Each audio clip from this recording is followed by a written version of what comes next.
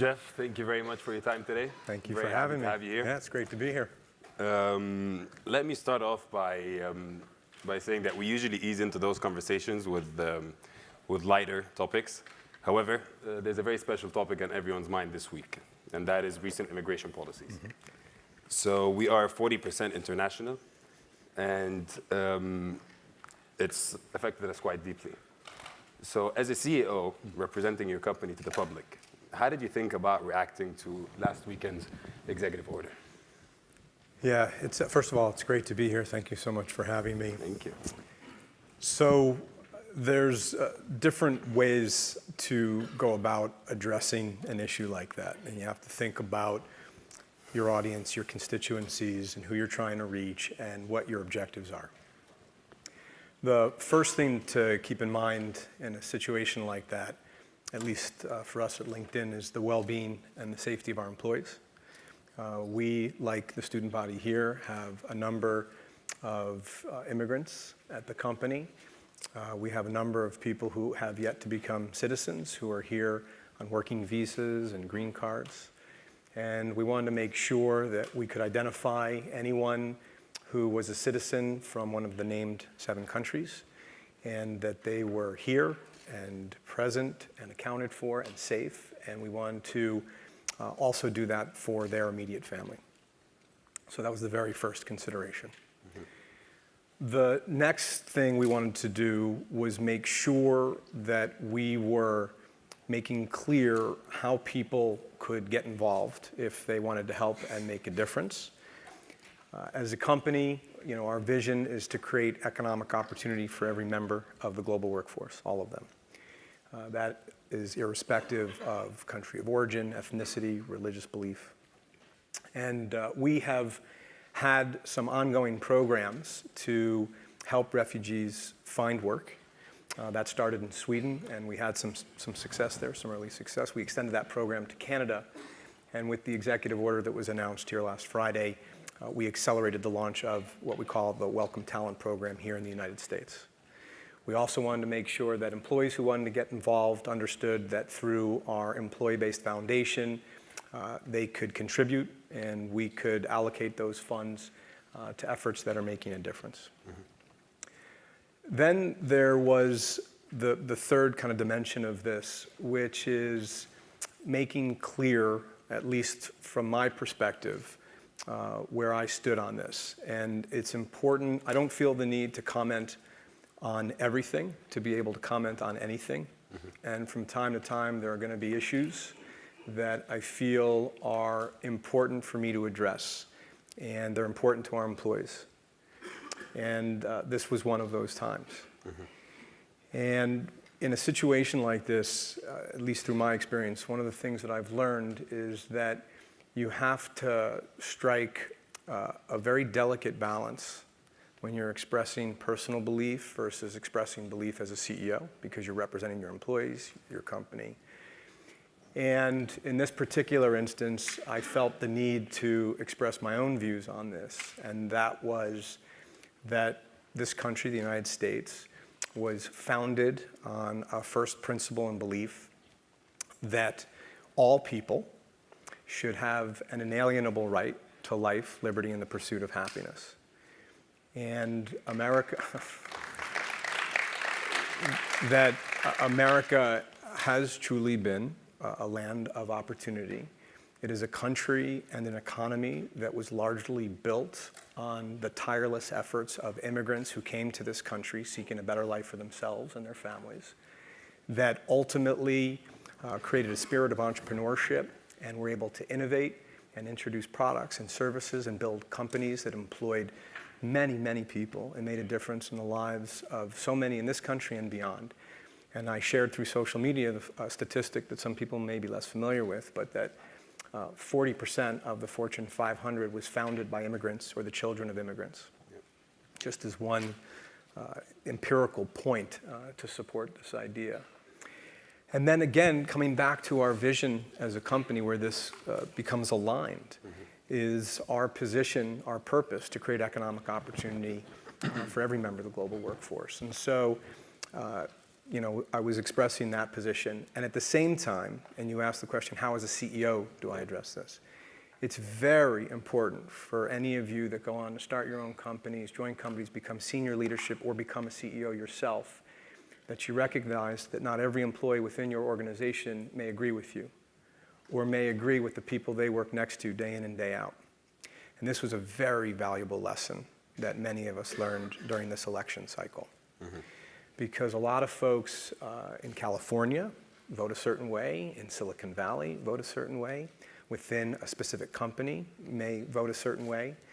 And so as I was expressing these thoughts, I wanted to make sure that our team understood that mine was one opinion, that other people within the organization may disagree, and that we should be respectful of those disagreements. We want to create an environment where people feel like they belong, as long as that's consistent with our culture and values.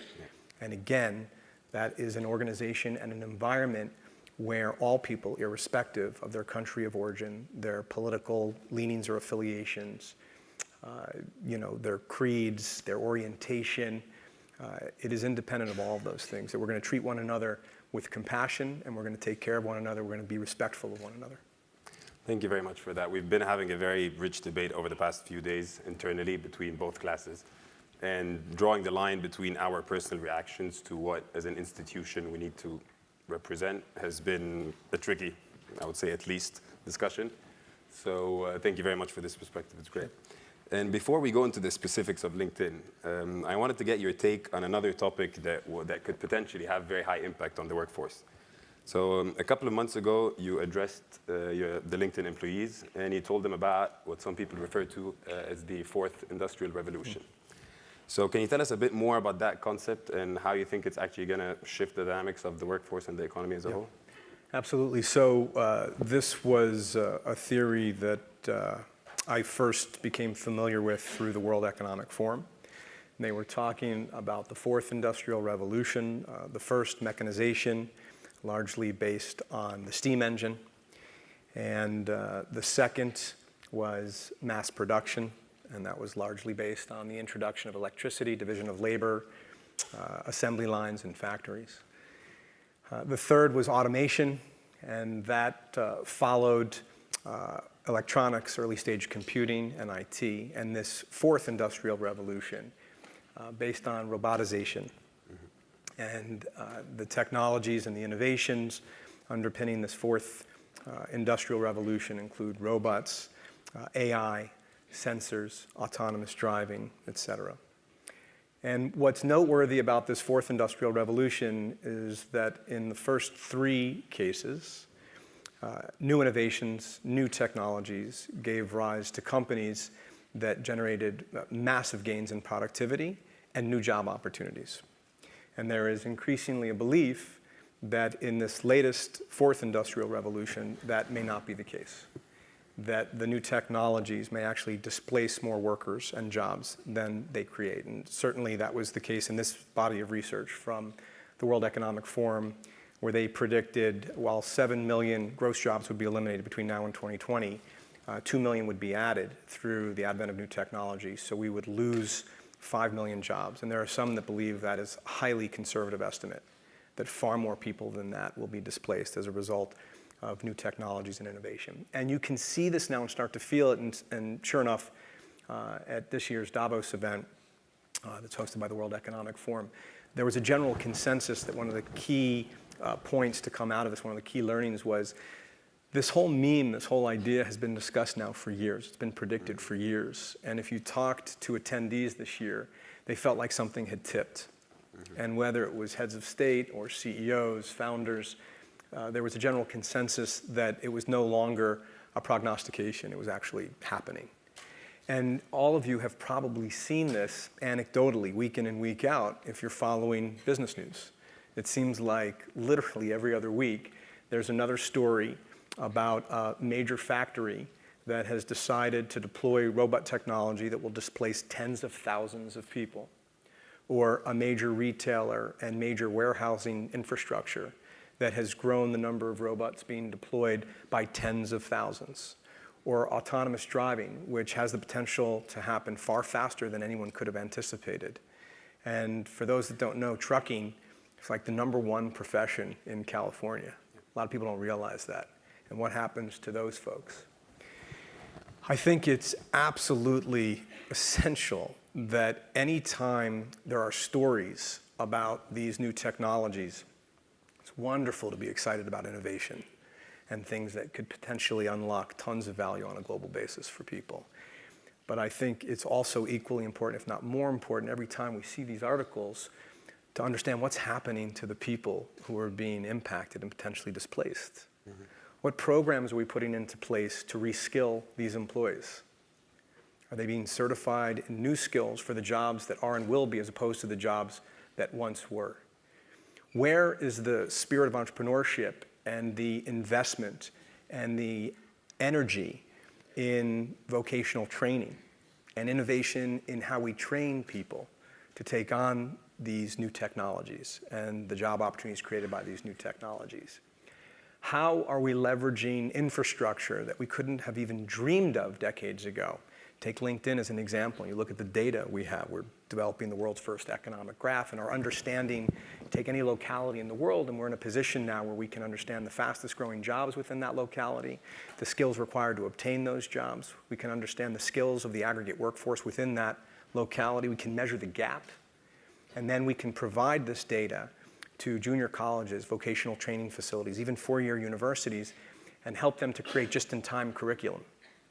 This is the kind of thing I think increasingly as a society we need to be spending more time on understanding and solving for. All right. So actually you've touched upon what I was about to ask you next, which is educational reform is something that you're very passionate about. Mm-hmm. So let me rephrase the question and to ask, are there any systems out there that you think will provide the better match to this shifting economy and the needs of the workforce moving forward? Well, coming back to education reform, because it goes well beyond how we're going to reskill displaced workers, I think from a generational perspective, it starts with primary education, mm-hmm. and then K through 12.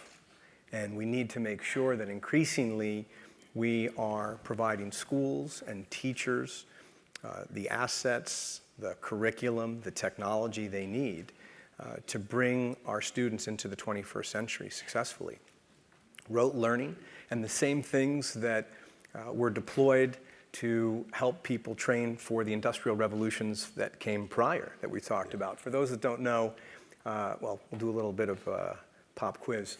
How many in the audience know why there is summer vacation in American schools? So that kids could go harvest the fields. When was the last time any of you went out harvesting the fields? Okay. Do you know why, in part, we sit in rows and why rote learning was such an important part of primary school? Anyone? Yeah. Manufacturing? Yeah. Assembly lines. So we exist in a different world, and increasingly the world has become more digital, more networked. Things change much faster than they've ever changed. That's not anecdotal, it's empirical.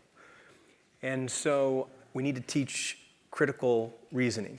We need to teach creative problem solving. We need to teach collaboration. We need to teach compassion. We need to change the way in which we're training the future workforce. I think there are now technologies that we can take advantage of that will help teachers and help administrators focus more and more of their time on teaching these skills. And we can leverage adaptive learning platforms to teach more of the commodity-based skills, the basics. And we're still in very early innings in terms of being able to fully deploy and take advantage of these new technologies. We were talking a little bit about the importance of vocational change, so moving beyond the generational change. That's going to take years, but we got to start investing in that right now. But what about the workers being displaced today? We need to go all in on vocational training. And historically, and speaking in the US now, from a societal perspective, I think we've placed tremendous emphasis and weighting on degrees from prestigious four-year universities or graduate schools. And that matters, and it's important. But it's also important for people who are going down a different path. to have access to an education where they can develop a skill and a trade that they can utilize to earn a living and create a career path. And you see this in countries like Germany that have done this extraordinarily well. And so this isn't just a technical issue, it's also a societal and a cultural issue. Thank you very much for that. Now we want to get to know you a little bit better. So we're going to take you a little bit back to the start of your time at LinkedIn. I thought we were about to do This Is Your Life, and like, I'm going to start flashing like pictures from my childhood. That's what I would have done if immigration wasn't an issue. Okay. But essentially, back when you look at when you first joined LinkedIn, Yep. Transitions are very difficult, especially when it's a very fast-growing environment. Yeah. So what were the key success factors that kind of made the handover between Reid Hoffman and yourself smooth? Reid Hoffman, Stanford alum, Reid Hoffman. Yep. Teaches Symbolic systems. Anyone? Symbolic systems study underground? Had him in a class last year as a guest. Did you? Yeah. Good man.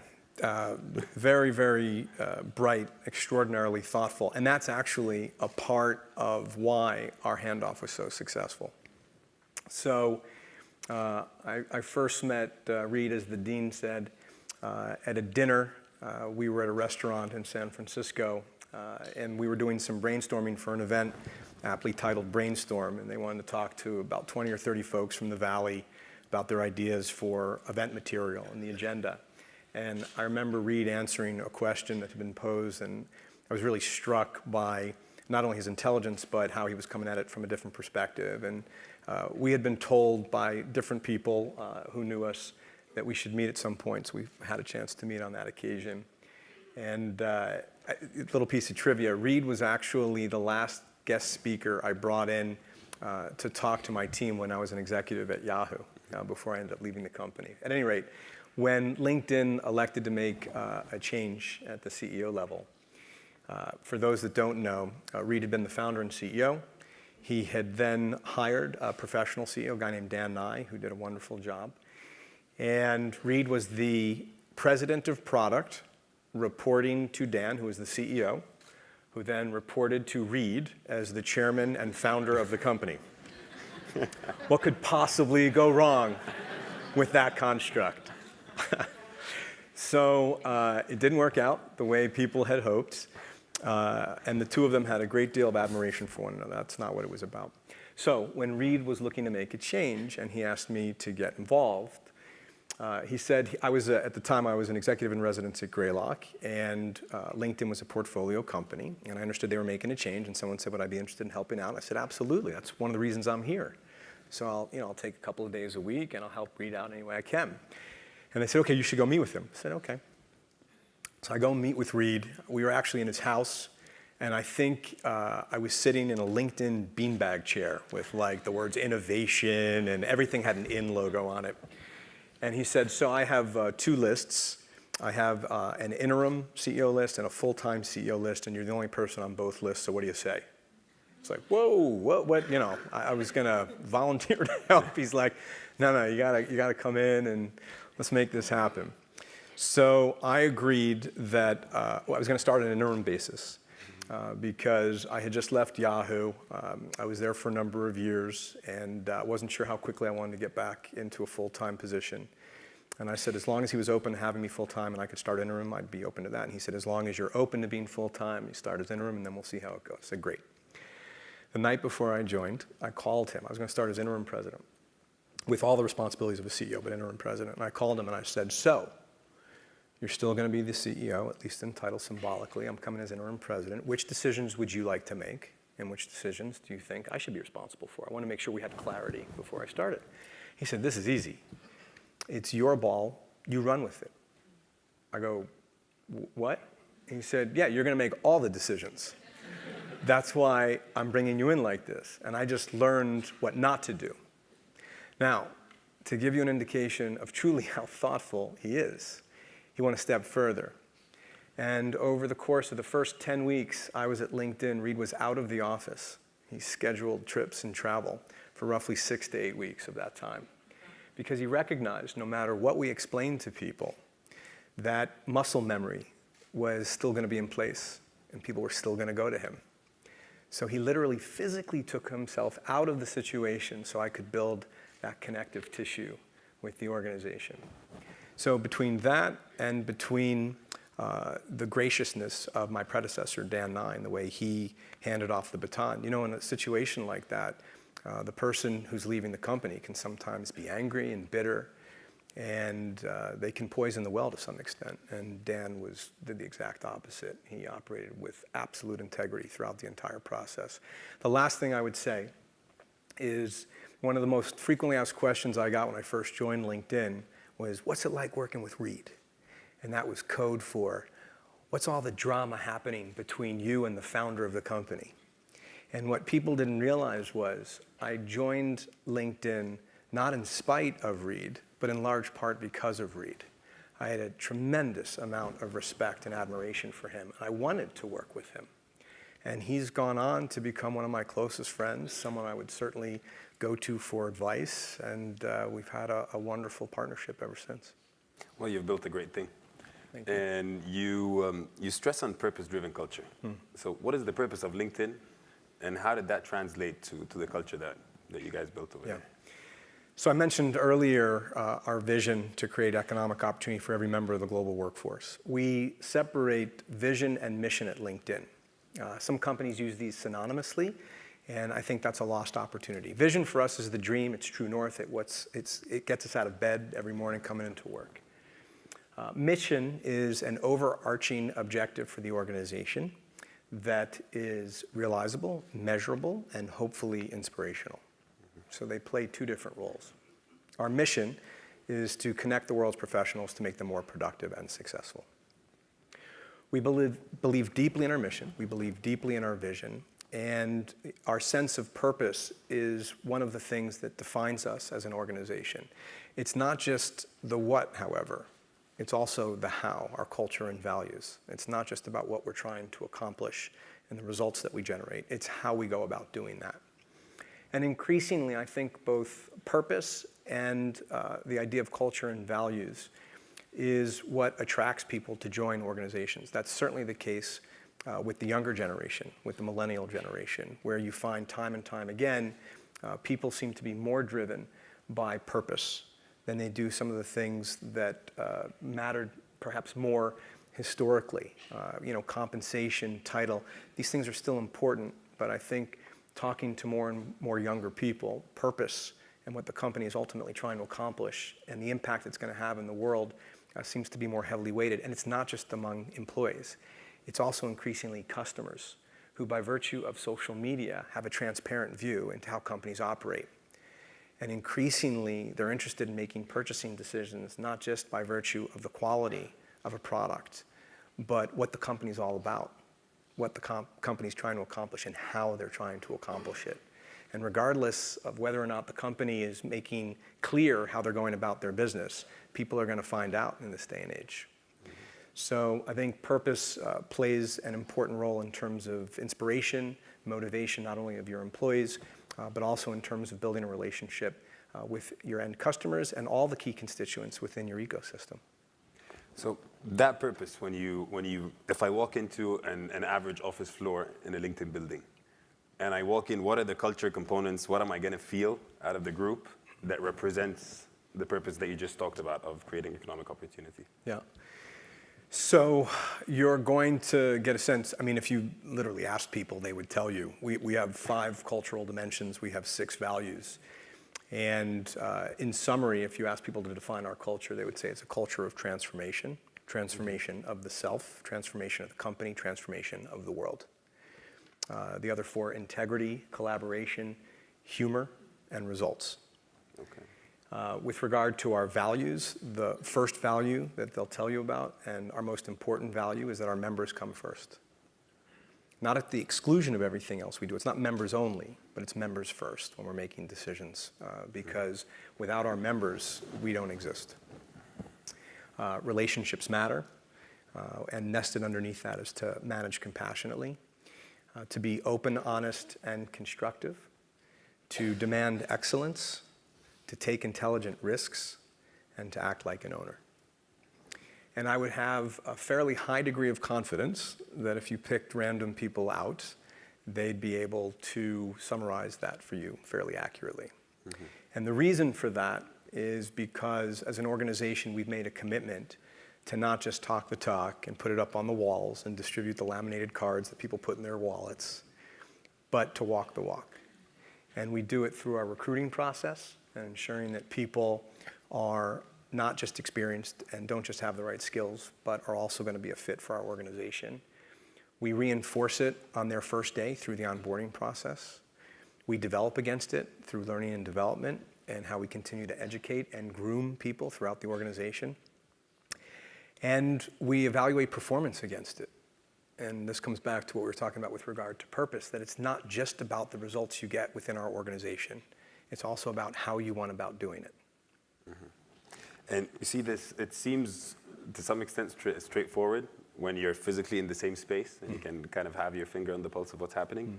But what about when you're bringing in thousands of people across the globe? How do you track it? How do you make sure it's still there? It's an excellent question. And the reason I'm smiling is I think this is where a lot of hyper-growth organizations have a tendency to potentially go off the rails.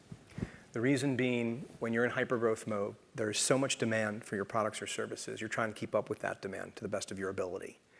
And more often than not, you have to hire a lot of people to do so, whether it's people who are producing the product, engineers, product people, designers, web devs, et cetera, or the people selling the product, or the people who are supporting the teams that are doing so and taking it to market, et cetera.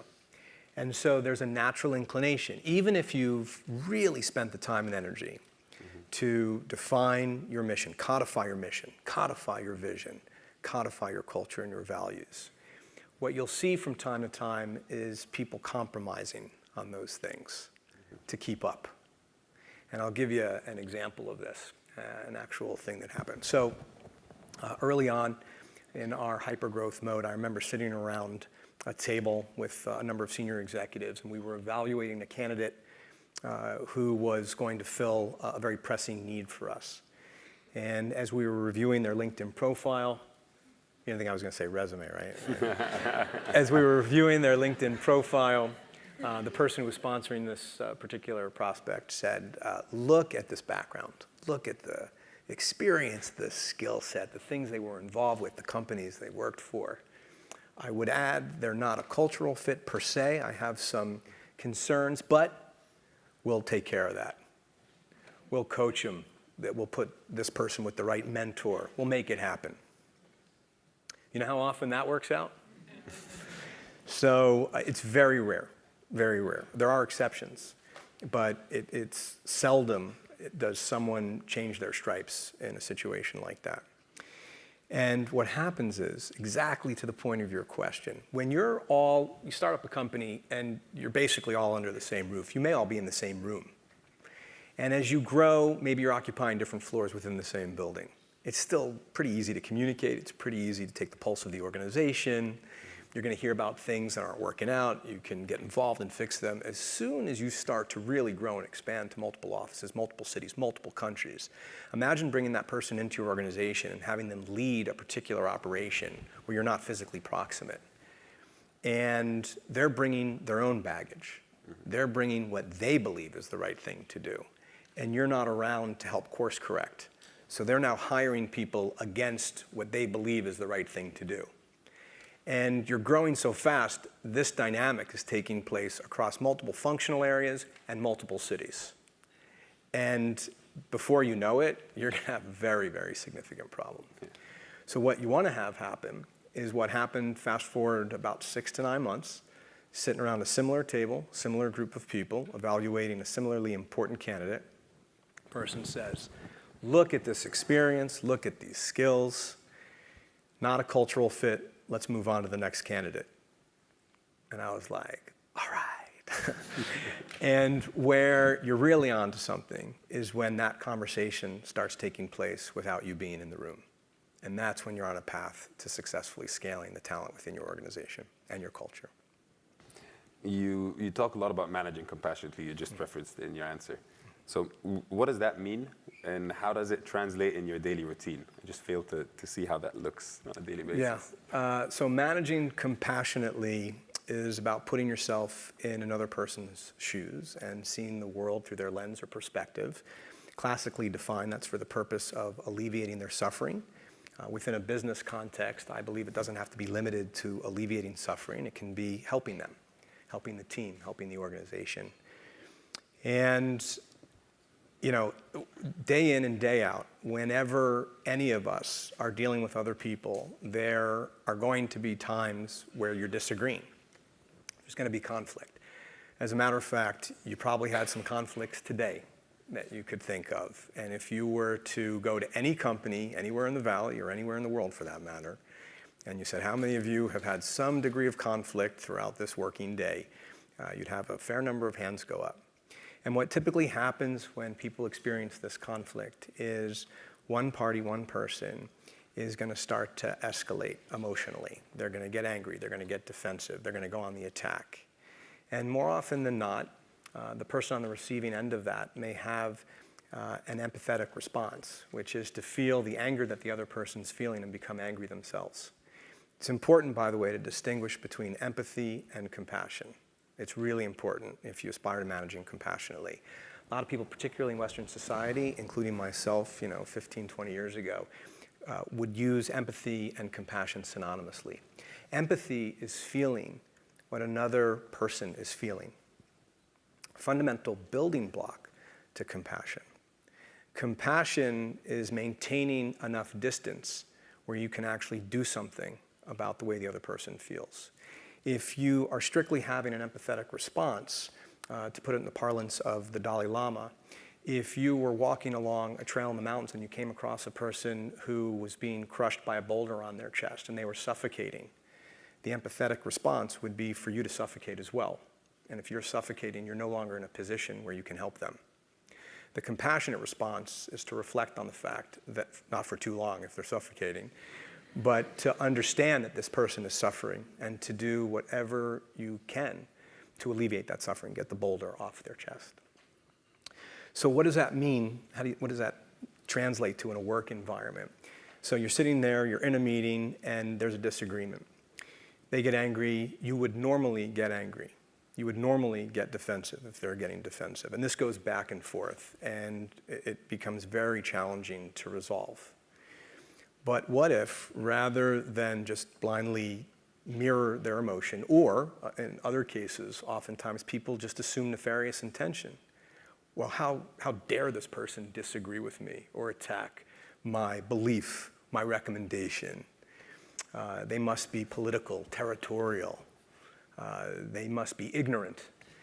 As opposed to the compassionate response. Being a spectator to your own thoughts and especially your emotions, so taking a step outside of yourself and understanding what's going on. Maybe that person is having a bad day and it's got nothing to do with you or anything you said. Maybe you pushed a button in that person where they had something traumatic happen to them 5 years prior, unbeknownst to you. Maybe you're talking about a subject that the person is less familiar with and they're feeling a little bit vulnerable, a little bit insecure about looking bad in front of their peers. I could go on and on with all the potential reasons that this person may be acting the way that they are.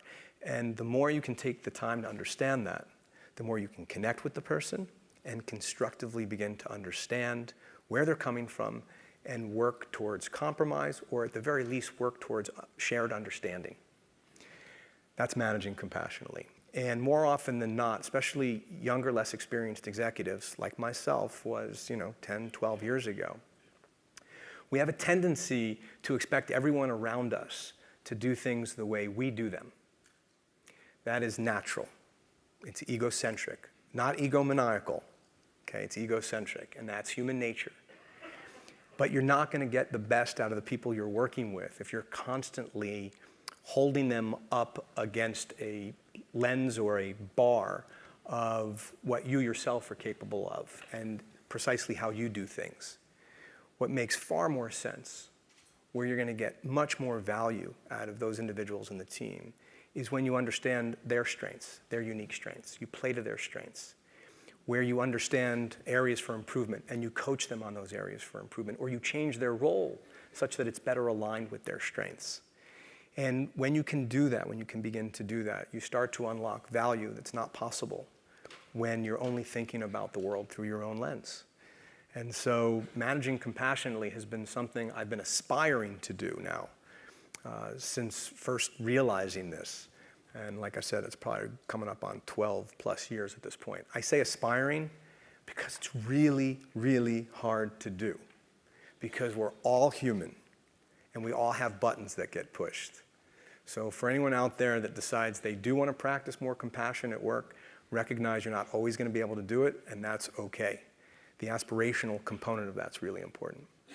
I'm sure most of us after this talk are going to empathize with you and try to feel what it's like to build a $26 billion company. But that's, that's promising. You're one of the very few CEOs that survived multiple growth transitions. So you went from private to public and then through the Microsoft acquisition. What keeps you the right man for the job? And what were the different challenges that you had with each stage?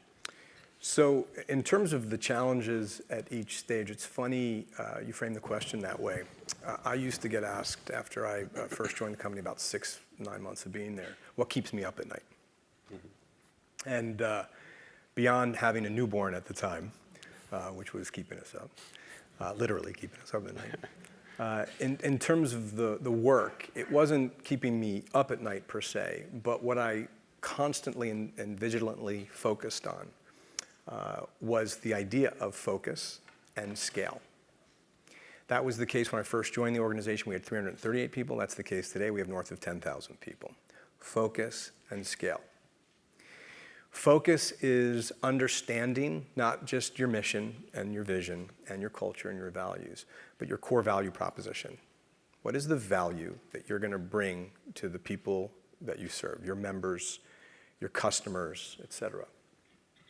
And all too often, particularly amongst hypergrowth companies, you see organizations that break through on something. They introduce a new product or service, and there's massive, massive demand, and they go on this hypergrowth journey. But they don't necessarily take the time to codify and really specify their core value proposition. You know, if you wanted to visualize, think about a target, and the bullseye is your core value proposition, or the manifestation, the product or service that's going to be the clearest manifestation of your core value proposition. Our core value proposition is to connect our members and customers to opportunity.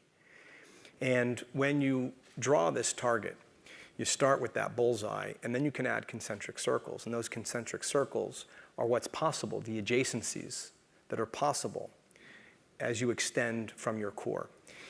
If companies do take the time to define the core, and that's one of the classic mistakes, is they don't take the time to do so. But if they do take the time to define the core, the next most common mistake I see in a hypergrowth situation is to draw resources away from the core too quickly in pursuit of the next bright, shiny object.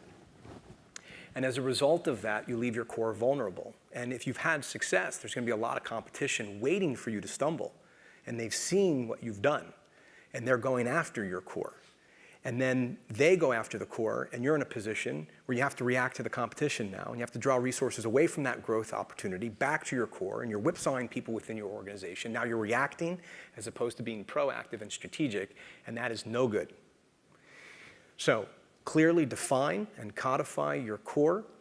Make sure your first managerial cycle, your first dollar of capital, your first resources are going into the support of building that core and achieving critical mass. And once you achieve critical mass, then take incremental investment and invest it into strategic opportunities and what we like to call venture plays or venture bets.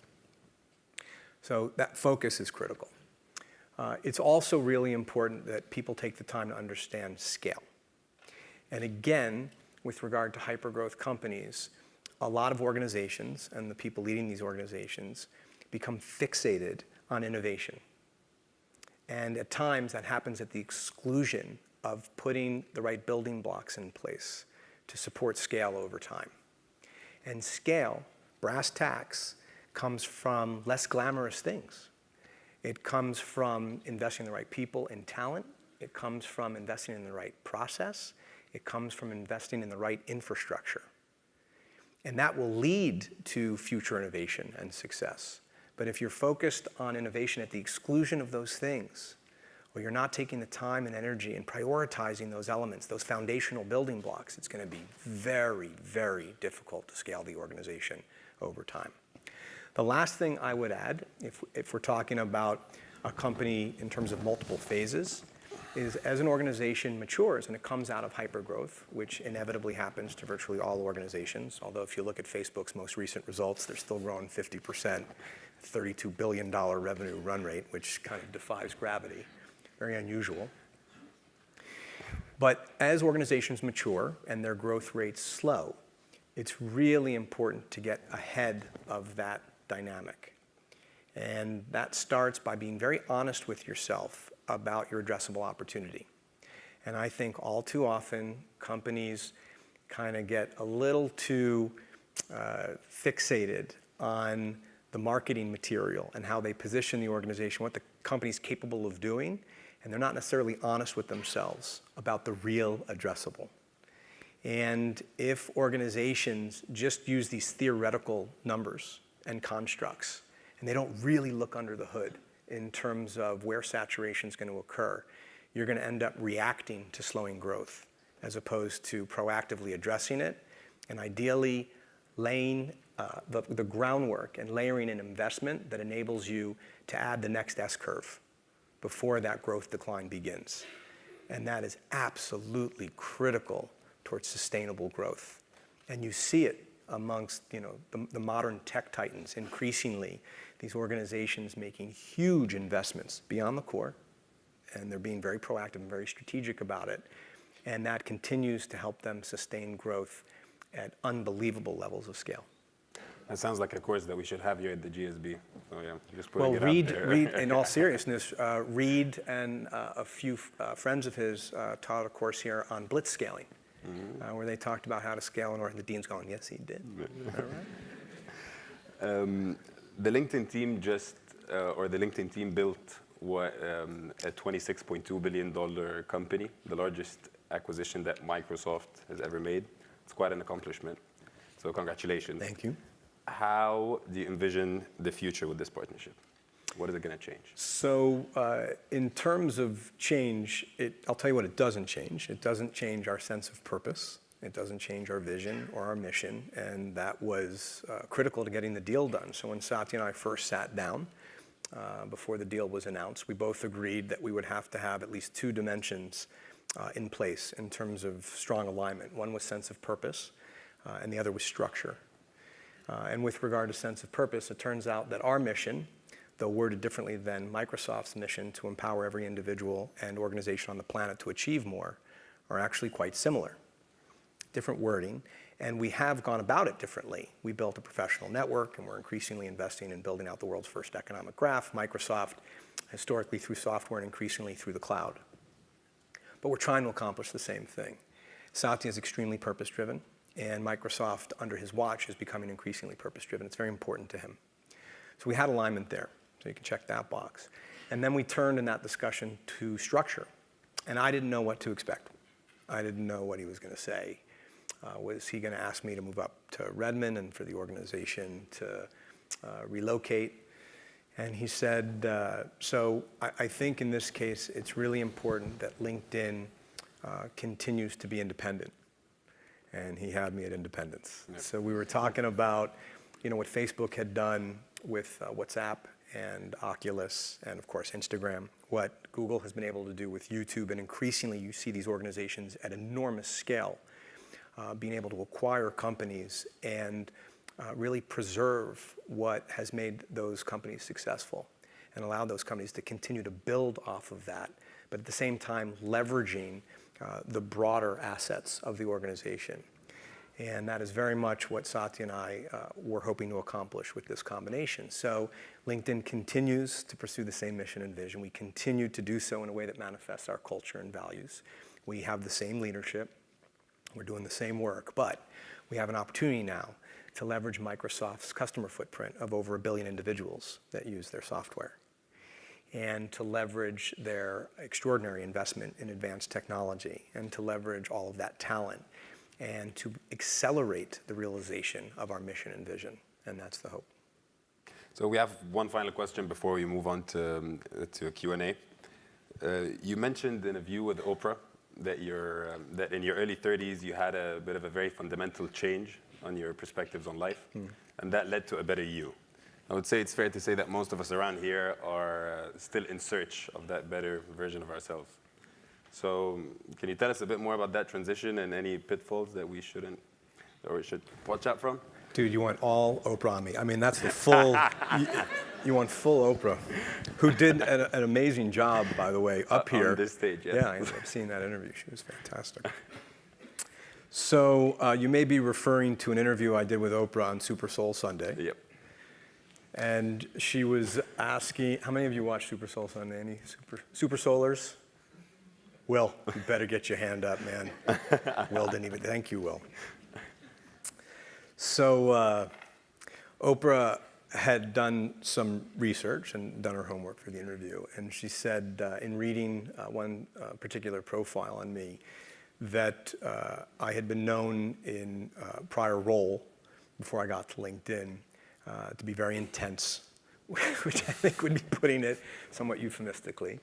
And I am intense, and I was intense. And we talked a little bit about my management practices at the time, where I was expecting people to do things the way I did them, and I would grow frustrated. And it's not like yelling and throwing things frustrated, but frustrated nonetheless. Different management style than the one I have today. And she said, what led to you managing compassionately, and what's part of your practice? And I told her about some specific things that had occurred within my role at the time. But at the end of the day, the biggest difference for me personally was meeting my wife. Okay. And my wife led to a very different perspective for me. And she valued things that I hadn't placed as much value on historically. Things like kindness and love and gratitude. And it changed everything for me. And I'm very, very fortunate to have met her. And, you hear all the time, I wouldn't be in this position if it weren't for, so-and-so. But in my case, it's absolutely the case. Thank you very much for that. Sure. We're going to open up the Q&A now.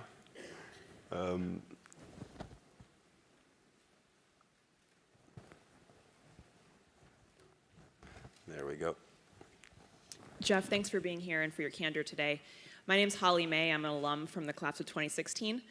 I want to go back to where we started the dialogue. And as you think about as an executive and as a visible person in the Valley, how do you think about which topics to speak on and which not to? And in the current context, we've seen a lot of execs talk about the executive orders, and yet this week starts Black History Month, and that hasn't gotten an equal amount of attention. How do you think about which topics to show up on and which not to, and the consequences of those choices? Yeah. So, interestingly enough, we have a lot of activity planned within LinkedIn on Black History Month, and it's being led by an amazing employee resource group and our leadership there, and we're excited about that. You ask an excellent question, and my first response would be, there is no formula for this. There is no cookie cutter approach to this. It at times is a deeply personal decision. I think it's really important to know where you stand if you're going to be in a position of leadership, to know what your company is trying to accomplish, to know how it wants to accomplish it, to be very clear with people about those values and where you draw lines and where you're willing to compromise and where you're not.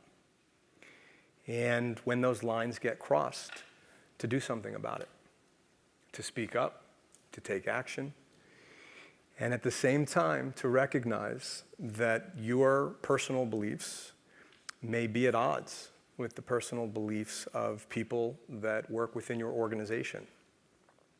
And that as long as people who disagree do so in a mutually respectful and compassionate and constructive way that is consistent with the way in which you want to go about your business, consistent with your culture and consistent with your values, that every individual within an organization should feel as if they belong there.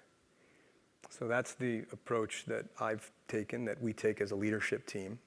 But it's going to be different depending on who you're talking to, depending on what they're trying to accomplish, depending on their own experiences.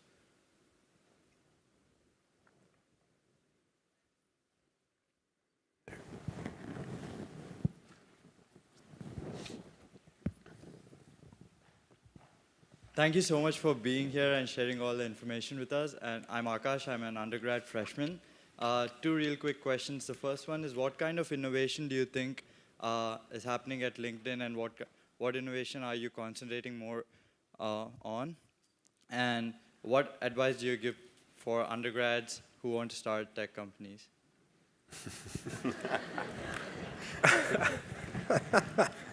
Have a good LinkedIn profile. Okay, yeah. So on the first, in terms of the innovation taking place, last year we completely overhauled our mobile flagship application.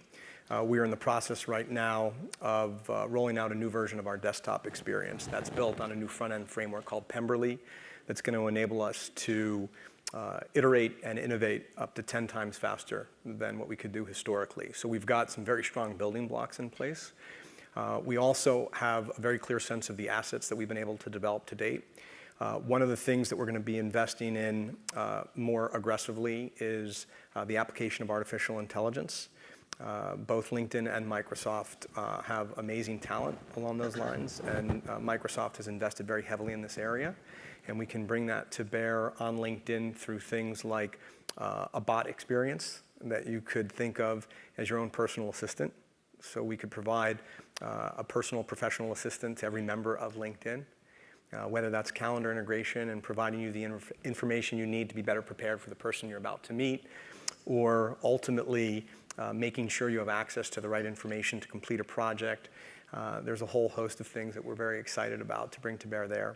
We're going to continue to invest very aggressively in making our feed and the content within our feed more relevant and more personally relevant. We've only begun to scratch the surface there, and what you're going to start to see this year are what we call interest feeds. So we can take packages of content by virtue of machine learning, social cues, and our editorial team, and we can curate these packages. So whether it's around the executive order or a major announcement by your company or a shift in the economy, you can not only see articles that were written by publishers that you're following or influencers that you're following, but what people in your network are saying and the information you need to know right now as a professional to make better decisions. So we've only begun to scratch the surface there, so stay tuned on that front.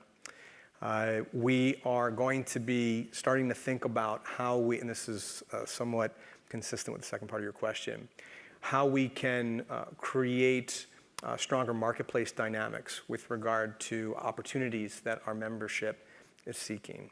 Not just jobs per se, although that's a huge priority for us, but say mentors and mentees, or people that want to get involved in philanthropic activities and the nonprofits who could use their skill sets or their resources. And for those seeking investment, if you're starting a company, we've got a lot of people on LinkedIn who are very interested in investing. And those are just a few examples of what would be possible with regard to those marketplace dynamics. So stay tuned for that. We're going to start to experiment with that as well. And that's largely oriented around LinkedIn. Then there's a number of areas where we're very excited to potentially integrate assets with regard to Microsoft. So bringing LinkedIn Identity, your network into the Office experience, notifications within Windows. We're excited about the opportunity.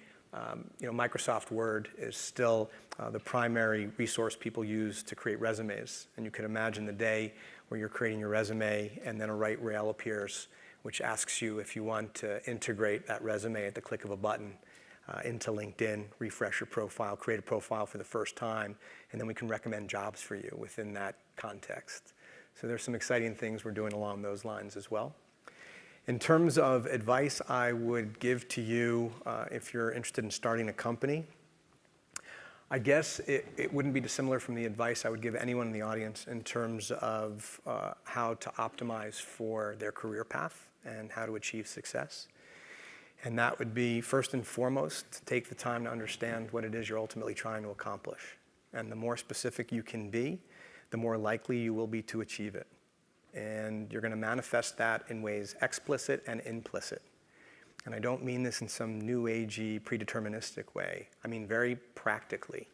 The clearer you are about what it is that you want to accomplish, the more you can clearly communicate that to the people around you, the more doors are going to open up, the more you're going to attract the right kind of opportunities. So that's really important. And when it comes to defining what it is you ultimately want to accomplish, try to optimize for two things: your passion and your skill, and not one at the exclusion of the other. So that would be first. Second would be to surround yourself with the best possible talent that you can. And when I was younger, I used to think that was all about hitching my wagon to the right train in terms of my boss or a mentor. And as I've gotten older, I've realized that as the world becomes more networked, as we become more dependent on knowledge and having the right knowledge at the right time to accomplish certain objectives, it's really about people. And so it's not just about who you work for, it's about who you work alongside of and who works for you. And making sure that you don't settle and you don't compromise in terms of where you set that bar on skill and talent and on fit with your own values. I think that's really important. Personally, I like to work with people who dream big, who, can we curse here? Is that all right? Okay. Who get shit done, and who know how to have fun.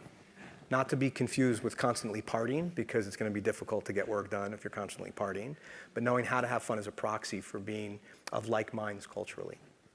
So surround yourself with only the best talent. And the third would be to always be learning. The world is changing so fast right now. There's an acceleration. It's like logarithmic, the rate of innovation. And the days where you could study one thing and have a role or a job guaranteed for the rest of your life, I think those days are long gone. We have to constantly be learning, continuously learning. And if you have a natural inclination or passion for that, if you're naturally curious about the world around you, you will be that much better positioned to continue to learn over time. Well, we're not Oprah's Soul Sundays, but we hope this was fun for you. Yeah, it was great. Thank you very much. Yeah, thank you for having me.